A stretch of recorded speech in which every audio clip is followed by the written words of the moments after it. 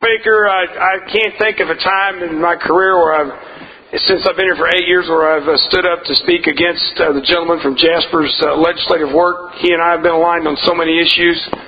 I think he was totally wrong when he said what we've done in the past is a mistake. I think we've proved, if you look at the Medicaid program, and I'm a person that has a third of my district on Medicaid, that we actually have improved the program. We had over 1 million people on Medicaid. In the old days, you just walked in the door, they didn't check your income, they didn't verify your status, they just signed you up. And unfortunately, reimbursement rates were so low that doctors wouldn't take these patients, and if you needed a specialist, you might as well forget it. And we did make our changes. It affected about 90,000 Missourians. Some of them were in my district, and I dealt with some of those people when I talked to them on the phone and when we tried to help them out. And one of the couples that I had did get cut off of Medicaid because their retirement income put them over. So, I think the gentleman's wrong. I think that we've actually improved it. Now, we've added $500 million into Medicaid funding just since those 4 years when we made those changes. Reimbursement rates are higher. Access is better. And today, the people in my district who are on Medicaid have a better opportunity of getting quality health care and something that'll help them than they ever have before.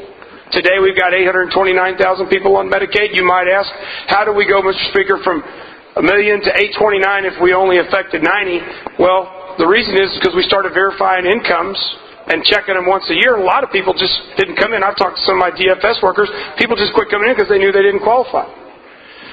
So the gentleman from Jasper makes an amendment today, and I have to say that I'm against that amendment. I just don't think it's the right way to go. I think that we did the right thing. We've improved the program, and the citizens of Missouri who have nowhere else to turn and need help are in better shape today than they've ever been in, definitely in the last few years. With that, Mr. Speaker, I'd like to ask that if I could inquire to the gentleman from Clay County, Skaggs District. Gentleman Clay, yield. I'd love to, gentlemen. Proceed, please. Gentlemen, I'm just curious, what is your position on an amendment like this? I'm assuming, being that you're always against taxes, you would definitely join me in opposing gentleman from Jasper. Gentlemen, let me tell you, milk costs 25% more this year than it did last year. We did $1 billion tax increase last year that the gentleman from the Avery District and I opposed. We did a 700% increase in levy districts yesterday for our farmers and for people that live in levy districts.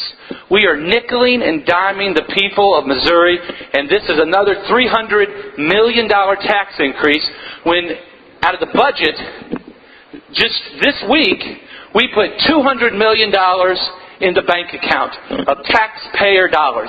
We ought to be giving that money back to the taxpayers or funding these programs with those tax dollars, gentlemen. So you join me.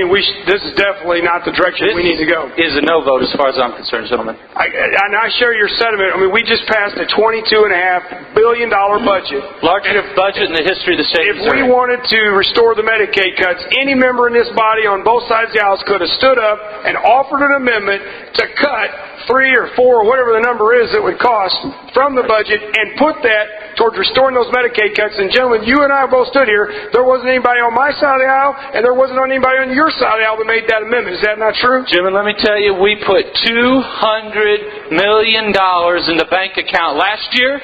We put $200 million in the bank account this year of taxpayer dollars. The state should not be in the business of setting up savings accounts. And that's what we've done.